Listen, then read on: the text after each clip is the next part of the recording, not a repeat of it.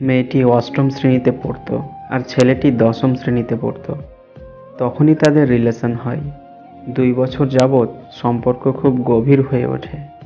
এরপর মেয়েটি যখন দশম শ্রেণীতে উত্তীর্ণ হয়, তখন মেয়েটির মা বাবা মেয়েটিকে বিয়ে দেওয়ার সিদ্ধান্ত নেয়।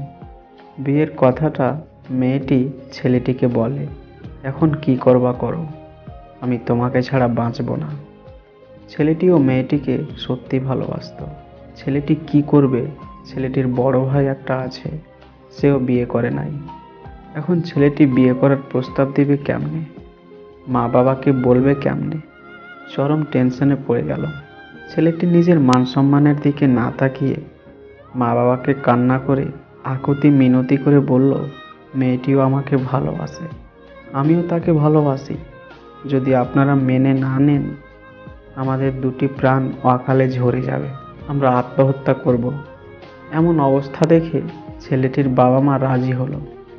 ছেলেটির বাবা মা ও এলাকার মেম্বারকে নিয়ে বিয়ের প্রস্তাব নিয়ে মেয়েদের বাড়িতে যায়।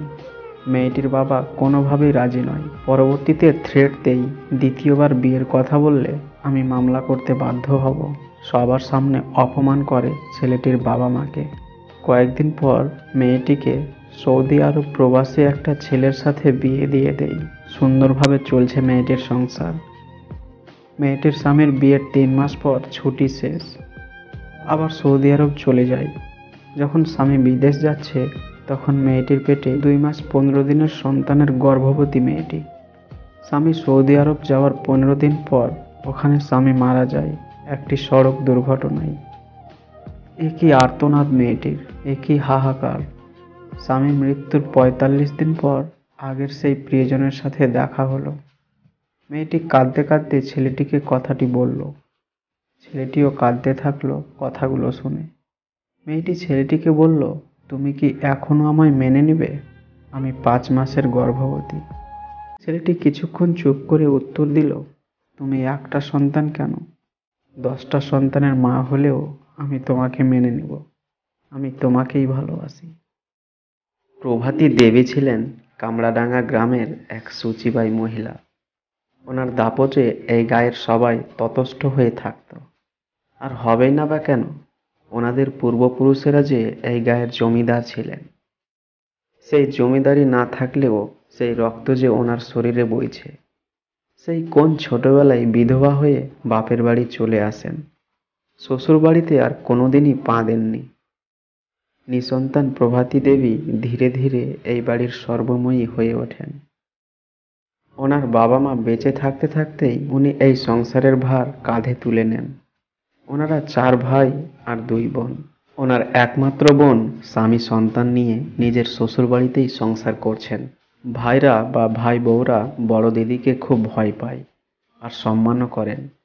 ভাইপো ভাইজিরা বড় পিসিমণিকে যেমন ভয় পায়, আবার তেমন ভালোওবাসে। ওনার সব ভালো, কিন্তু ওনার বাতি কি ওনাকে সূচিবাই তকমা এঁটে দেয়। সূচিবাই অনেক রকমের হয়, কিন্তু ওনার সূচিবাইটা হলো অন্য রকমের। ছোঁয়া লাগা আর জল ঘাটা হলো ওনার বাতিক মানে সূচিবাই। দিনরাত কাউকে ছুঁয়ে ফেললেন এই আতঙ্কে জড়সড় হয়ে থাকেন। ওনার শুভ্র বসন মানে সাদা থানখানা হাঁটুর কাছে তোলা থাকে সর্বক্ষণ। আর এ ঘর থেকে অপর ঘর বা অন্য কোথাও যাওয়ার সময় চিৎকার করতে থাকেন এই বলে, আভাগীর বেটাবেটির দল কোথাকার, সারাক্ষণ পথ জুড়ে থাকে, আমার যাওয়া আসার জায়গা রাখে না, আমি বামুন বাড়ির বেধবা, দিনান্তে একবেলা অন্ন মুখে তুলি, 3 বেলা জপ তপ করি, আমাকে ছুলে তোদের সর্বনেশ হবে, সব সরে যা কয়ে দিচ্ছি, একদম ছুবিনি। উনি এমন করে কথাগুলো বলেন যেন সবাই ওনাকে ছোবেন বলেই দাঁড়িয়ে আছেন। এমন কথা বলতে বলতে সবখানে যেতেন। সেখানে হয়তো কেউ নেই, তবু এমন ধরনের কথা উনি বলতে থাকেন। আর গলার আওয়াজ, নিরামিষ ভাত, তাও আবার একবেলা এক মুঠো খেয়েও গলার আওয়াজে পাড়া কেঁপে উঠত। কোনোদিনই উনি চটি বা জুতো পরেননি। পরবেন কি করে, ওনার ধারণা ওসব জুতো চামড়া দিয়ে তৈরি হয়। উনি আমিষ খান না, তাহলে কি করে সেই আমিষ পায়ে দেবেন, তাতে যে শরীর অশুদ্ধ হয়ে যাবে, নরকে যেতে হবে যে ওনাকে। খালি পায়ে সবখানে ঘোরাফেরা করতেন।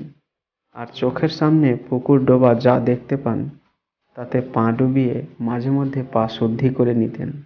ঘরের বাইরে গেলে নিজের ঘরে ঢোকার আগে পুকুর থেকে বা কলঘর থেকে স্নান করে তবেই ঘরে ঢুকতেন। শীত, গ্রীষ্ম, বর্ষা তা যে কোনো কালেই হোক না কেন, দিনে একবার ছেড়ে 3 বার স্নান হয়ে যেত প্রায় প্রতিদিনই। কোনোদিনই ওনার চুল বড় হতো না, মানে উনি নিজেই নিজের চুল কাঁচি দিয়ে কেটে ফেলতেন। তাই চুল সারাক্ষণ ভিজে থাকার ভয় ওনার ছিল না। যেসব জিনিসপত্র ওনাকে কিনতে হতো সেগুলি উনি নিজেই কিনে আনতেন, আর সেগুলো প্রথমে সাধারণ জল দিয়ে ধুয়ে পরে গঙ্গা জলে ধুয়ে শুদ্ধ করে নিতেন। এত বাছবিচার করতেন ঠিকই, কিন্তু ওনার মনটা ছিল মাটির মতো নরম। কারোর বিপদ আপদ দেখলে উনি ঝাঁপিয়ে পড়তেন, যথাসাধ্য চেষ্টা করতেন তাকে বিপদ মুক্ত করতে। তাই পাড়া প্রতিবেশী, আত্মীয় স্বজন সবাই ওনাকে খুব ভালোবাসত। এই হেন প্রভাতী দেবী হঠাৎ করেই একদিন অসুস্থ হয়ে পড়েন।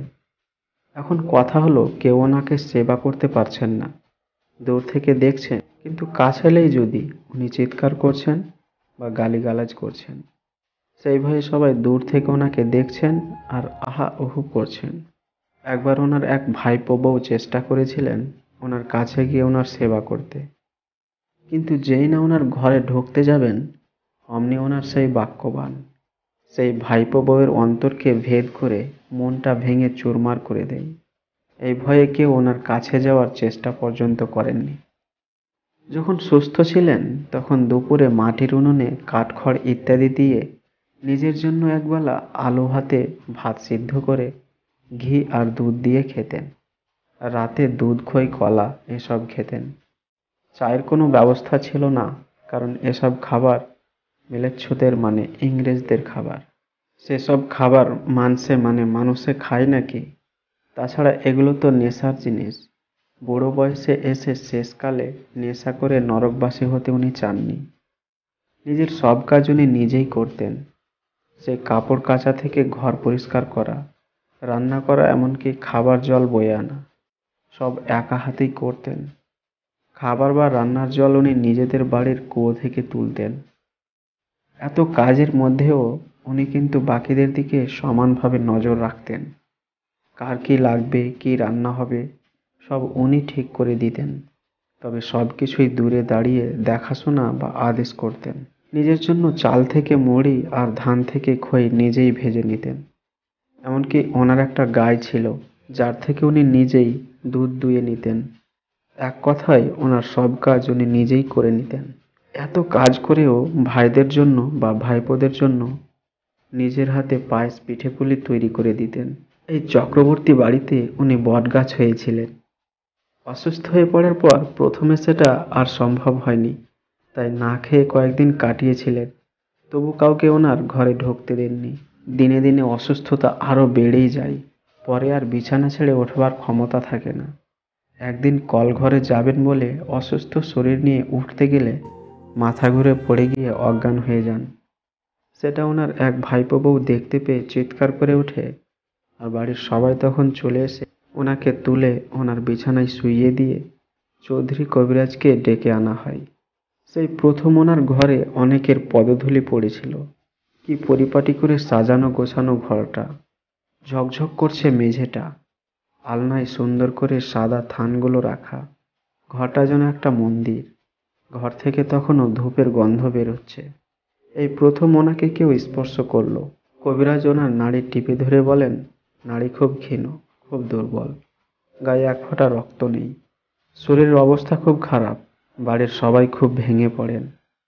এরপরে ওনার জ্ঞান ফেরে ঠিকই, কিন্তু কথা বলা বা নড়াচড়া করার ক্ষমতা থাকে না। ফ্যালফ্যাল করে তাকিয়ে থাকতেন ওনার সেবা করা আয়টার দিকে, আর চোখ দিয়ে জল গড়িয়ে পড়তো। হয়তোবা জানতে চাইতেন আয়টার নাম কি, সে কি বামুন ঘরের নাকি অন্য জাতের। তবে অবশ্যই তাকে ছোঁয়ার জন্য মনে মনে গালিগালাজ করতেন না, হয়তো আশীর্বাদ করতেন। শেষ বয়সে প্রভাতী দেবী হয়তো আর সূচিবায়ের তকমা রাখতে চাননি, তাই ছোঁয়াছুঁয়ির বাছবিচার না করে অথবা বাধ্য হয়েই আয়ের সেবা নিতে নিতে সশরীরে স্বর্গে চলে যান।